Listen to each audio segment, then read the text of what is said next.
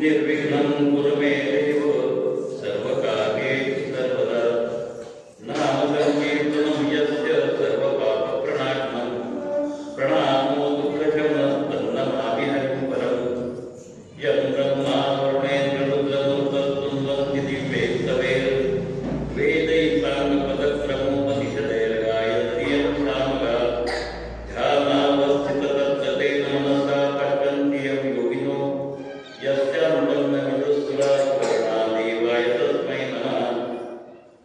सर्वमङ्गलमाङ्गल्ये शिवे सर्वार्थसाधिके शरण्ये त्र्यम्बके गौरी नारायणि नमोस्तुते। गुरुर्ब्रह्मा गुरुर्विष्णु गुरुर्देवो महेश्वरः गुरुः साक्षात् परब्रह्म तस्मै श्रीगुरवे नमः। मूकं करोति वाचालं पङ्गुं लङ्घयते यत्कृपातमहं वन्दे परमानन्दमाधवम्। ॐ पूर्णमदः पूर्णमिदं पूर्णात् पूर्णमुदच्यते पूर्णस्य पूर्णमादाय पूर्णमेवावशिष्यते। ॐ शान्ति शान्ति शान्ति। आज जो विषय घेण्यात आलेला आहे तो मैत्रीचा विषय आहे। याज्ञवल्क्य ऋषी त्यांच्या दोन पत्नी, एकीचं नाव कात्यायनी आणि दुसरीचं नाव मैत्री। पत्नी कशी असावी, काय असावी आणि पती आणि पत्नीचा संबंध कसा असावा याचाही विचार थोडासा करणं गरजेचं आहे। काल मी उल्लेख करताना म्हणतो होतं की धर्मेच्या अर्थेच्या कामेच्या नाती करावी नाती करावी नाती करावी ही शपथ विवाह विधीवर घेतली जाते। म्हणजे धर्म अर्थ आणि काम हे तीन पुरुषार्थ प्राप्त करून घेत असताना आम्ही एकमेकांच्या संमतीने काम करतो। त्यासाठी संवाद व्हावा लागतो। अलीकडच्या काळात संवाद हा विषय नाही आणि संमतीचा उतार नाही। फक्त एकत्र राहणं होत आहे तेवढं, त्याच्या पलीकडे त्याला फारसा अर्थ राहिलेला नाही आणि चिकटवलेली नाती कधी टिकत नाही। ज्यावेळेला याज्ञवल्क्यांनी चतुर्थाश्रमात प्रवेश करायचा ठरवला, आपल्याकडे 4 आश्रम मानले जातात: ब्रह्मचर्य, गृहस्थ, वानप्रस्थ आणि संन्यास। त्यावेळेला पहिला ब्रह्मचर्याश्रम आधीच संपून गेलेला होता विवाहाच्या पूर्वी। गृहस्थाश्रमात गृहस्थी म्हणून जी काही कर्तव्य होती ती पार पडली होती। आता पुढच्या आश्रमाकडे वळायचंय। वानप्रस्थही सुरू झालेला होता, त्यामुळे गरजा कमी व्हायला लागल्या होत्या, अपेक्षा कमी व्हायला लागल्या होत्या। पण शेवटचा जो आश्रम आहे सर्वसंग परित्यागाचा संन्यास आश्रम, त्या आश्रमात प्रवेश करण्यापूर्वी पत्नीची मान्यता असावी लागते। ती मान्यता नसेल तर संन्यास घ्यायला परवानगी नाही। याचं तसं म्हटलं तर अलीकडच्या काळातलं एक मोठं उदाहरण आपल्याला सगळ्यांना माहिती असलं, फक्त स्मरण देतो, संत ज्ञानेश्वरांच्या पित्याचं विठ्ठलपंत आणि रखुमाई हे जोडतो। पत्नीला न विचारता विठ्ठलपंतांनी संन्यास ग्रहण केला। ही गोष्ट ज्यावेळेला त्यांच्या गुरूंना कळली त्यावेळेला गुरूंनी त्यांना पुन्हा गृहस्थाश्रमात पाठवलं आणि मग संन्यासाची मुलं म्हणून या 4 मुलांवर कोणत्या प्रकारची आपत्ती आली हे ज्ञानदेवांचं चरित्र माहिती असलेल्या प्रत्येकाला माहिती आहे।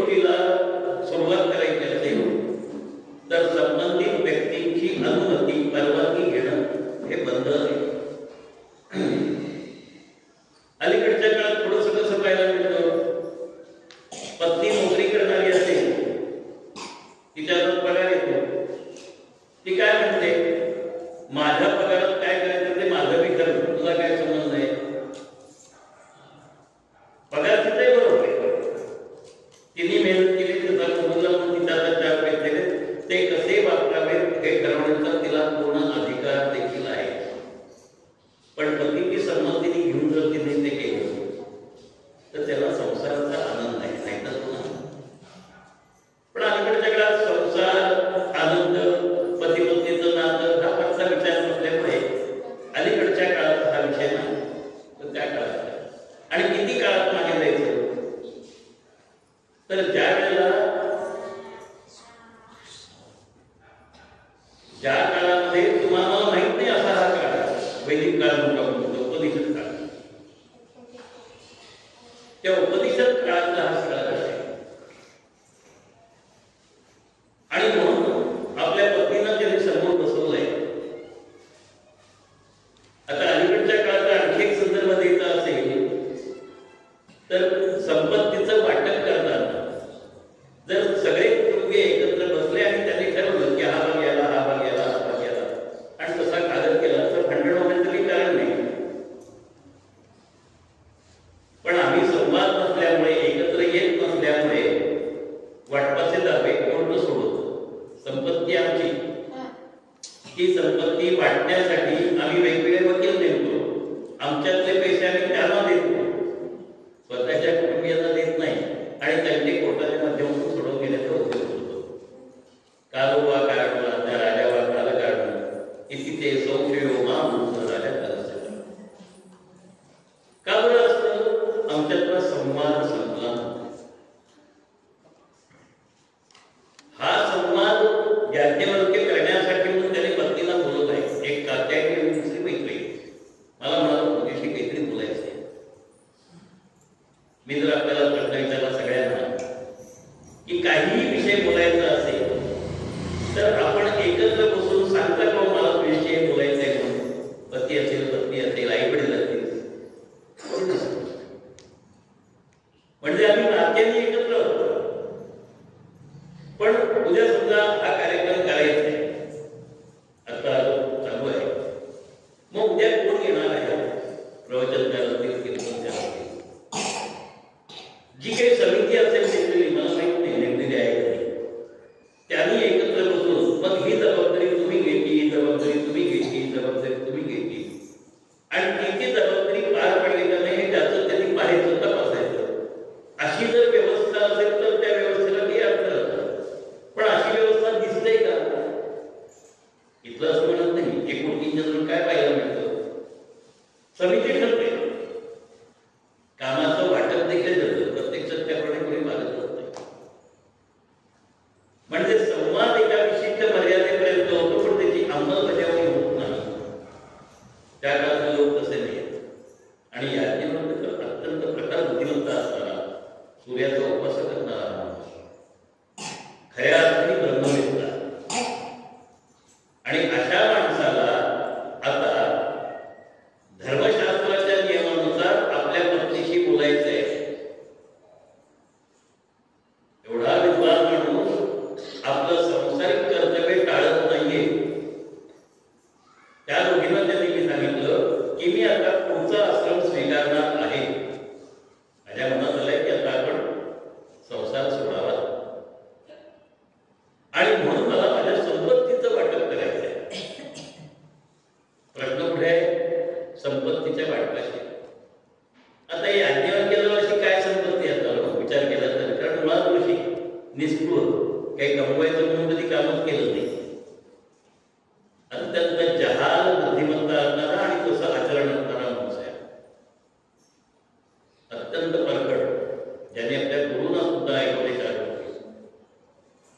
भर सभेमध्ये ज्यांनी सगळ्यांचा पराभव केला आणि गरजेनुसार काम करायचं हे ज्यांनी प्रत्यक्ष ठरवलं आहे तसं आचरण केलं. याज्ञवल्क्याचं चर्चा अधिक वाटली तर आपण म्हणा मैत्री सांगायची, याज्ञवल्क्याचं काय होत नाही.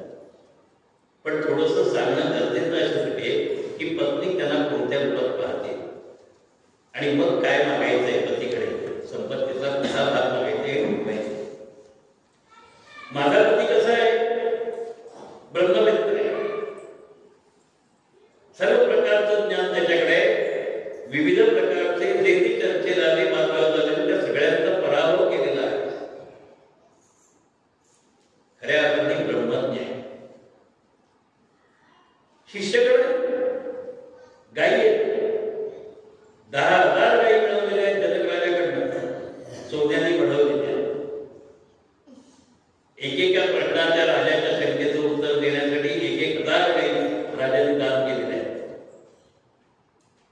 ती संपत्ती आहे. आणि त्यावेळेला मोठं नाही होतं तर मानलं जात असेल. आज आम्ही आमच्या घरातल्या काही केव्हा बाहेर घेऊन टाकल्या, कोणाला करायला जमत नाही म्हणून, कोणाला गायचं दूध कमी मिळतं म्हणून, किंवा अन्य काही कारण खटकाला विक्रीचे 4 पैसे जास्त मिळतात. गाय घेऊन काय करायचे, शेत ओसाड पडायला नाही, शेणखताचा वापर करायचा नाही, आणि तिला चरायला चारा पाणी घालायला कोणी घालतं त्यांच्या मागे धावायला. पण त्या काळात गोधन अस्तित्वात आहे. ते गोधन जो काही त्यांची परिणामक्रिया असेल ती संपत्ती आणि ही संपत्ती, म्हणजे संपत्तीचे 2 भाग आहेत. एक ज्याला आपण स्थावर आणि जंगम संपत्ती म्हणून पाहतो, घरदार असेल, जमीन तुला असेल, काही तुला असतील, सोनं नाणं असेल, ती संपत्ती. आणि दुसरी बौद्धिक संपत्ती, जे ज्ञान. प्रश्न असा विचारला तिने की तुम्हाला यातलं काय हवंय सांगा. त्यांनी ज्ञान वगैरे काही सांगितलं नाही. माझ्याजवळ या 2 गोष्टी आहेत, ही अशा प्रकारची संपत्ती. यादी जमिनी काय एवढी एकरात बोलायचं तर 50 एकर 60 एकर ते काय आपल्याला म्हणायचं असेल ते म्हणा. गाई एवढ्या आहेत, 10,000 नक्की आहेत, ही पर्णकुटी आहे, हे शिष्य आहेत, किंवा हे सोनं नाणं लोकांनी दिलेलं आहे, ते मला त्याची गरजच नाही असं म्हणत असेल. यातलं तुम्हाला किती हवं आहे त्याप्रमाणे दिलं. तुमचं समाधान होईल तेवढं त्यातलं देणार आहे. शिल्लक राहिलं वाटून टाकेल, नाहीतर तुम्हाला ती ज्याला आवश्यक त्याला. त्यावेळेला मैत्री त्याला प्रश्न आहे, आणि तो महत्वाचा आहे आपल्या सगळ्यांच्या दृष्टीने. कालपासूनचा जो विषय आहे त्या विषयाला वेगळीच विचार मी मांडणार आहे. बाकीचं जनरल सांगण्यात काही अर्थ नाहीये. आणि तिने प्रश्न विचारला, काल एक कोणीतरी प्रश्न असा विचारला किंवा मांडला म्हणूया आपण की आमच्याकडे स्त्रियांना शिक्षण मिळत होतं का नाही म्हणून गार्गीचा आणि मैत्रीचा उल्लेख काल झाला होता. माझ्या प्रवचनानंतर जो विषय झाला त्याच्यात अनेक नव्हे शेकडो स्त्रिया शिकलेल्या जगात आतापर्यंत शिकणाऱ्या माहितीच्या आहेत. आपल्याला त्या माहिती नाही म्हणून आपण फक्त बाकीचं कोणतरी काहीतरी सांगतो त्याच्यावर प्रश्न आपण वापरू. त्या वादात मला शिरायचंच नाही. खाजगीत वेळा असला तर मी भरपूर आपल्याला उदाहरणं दिली. पण मैत्रीसारखी संसारी स्त्री त्याला प्रश्न विचारते, ती फक्त आणि फक्त संसारी स्त्री आहे, पण विद्वान. गार्गीसारखी विदुषी म्हणून ती कुठल्याही सभेला गेलेली नाही, म्हणून गार्गी विदुषी म्हणून प्रसिद्ध आहे, मैत्री विदुषी म्हणून प्रसिद्ध नाही. ही प्रापंचिक स्त्री म्हणून प्रसिद्ध आहे. याज्ञवल्क्याचा संसार सांभाळते. तिने सांगितलं जे अमृत आहे ते मला द्या. अमृत शब्द नव्हे, अमृत शब्दामध्ये अर्थ खूप वेगळा असतो. तो अमृत असा शब्द उच्चारला तर त्याला कधीही मरण नाही असा. आणि अमृत म्हणजे त्या अमृतासाठी जे काही भांडण झालं आपल्याला सगळ्यांना माहिती, त्या अमृत मरण येऊ नये म्हणून. मरण येणं किंवा न येणं हे 2 वेगवेगळ्या गोष्टी आहेत. ज्यातसे ध्रुव जन्मोक्तस्य तस्मात् परिहारेथे नत्वं शोचितुमर्हसि, म्हणजे तो जन्माला आला त्याला मरण नक्की आहे. त्यामुळे मैत्रीला 100% खात्री की मला मृत्यू आहे असं असताना ती मागणं काय मागते, जे अमृत आहे ते मला द्या. मग अमृत काय आहे? गाडी बदला, गाई बघ, पैसा आटा, धनधान्य, अमृत काय? त्याचं काही अमृत नाही. नाशाचा काळ कमी जास्त असेल, कोण कधी जाईल सांगता येत नाही. त्यामुळे त्यातलं काही नको तिला. अलीकडच्या स्त्रियांनी या गोष्टीचा प्रथम विचार करावा की आपल्याला नेमकं काय मागायचंय. परमेश्वराकडे गेल्यानंतर मला काय हवंय, संकल्प काय म्हणतो ते काल सांगितलं. मम आत्मा सुखी सुखी प्राणोत्तम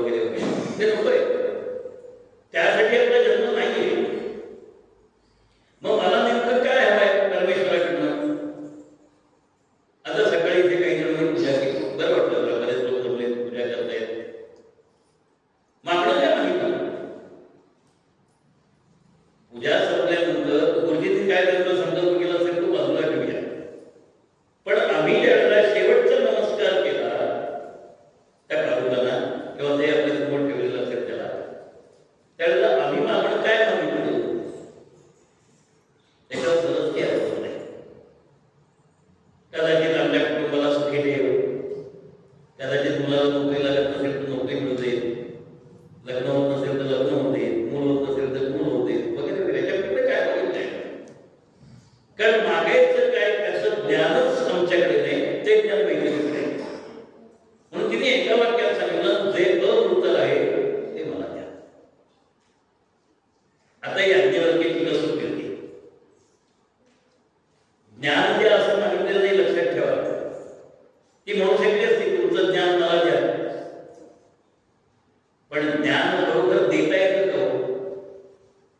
वस्तू देता येते तसं ज्ञान देता येतं का? मग ज्ञानदान करायचं म्हणजे नेमकं काय? आम्ही जोरात म्हणतो ना, ज्ञानासारखं पवित्र दान कोणतंही नाही. म्हणायला सोपे नाही, मी सांगतोय ते नाही का बरं, ऐकून ते काही कळेलच नाहीये. मी वेगळ्या पद्धतीने गीता सांगायची ठरवली तर 1.5 वाक्यात गीता सांगतो. पण मला काय थट्टा करता काय 1.5 वाक्यात त्याची काय संदर्भ द्यायला पाहिजे ना. भगवान श्रीकृष्णाने शेवटी अर्जुनाला काय सांगितलंय?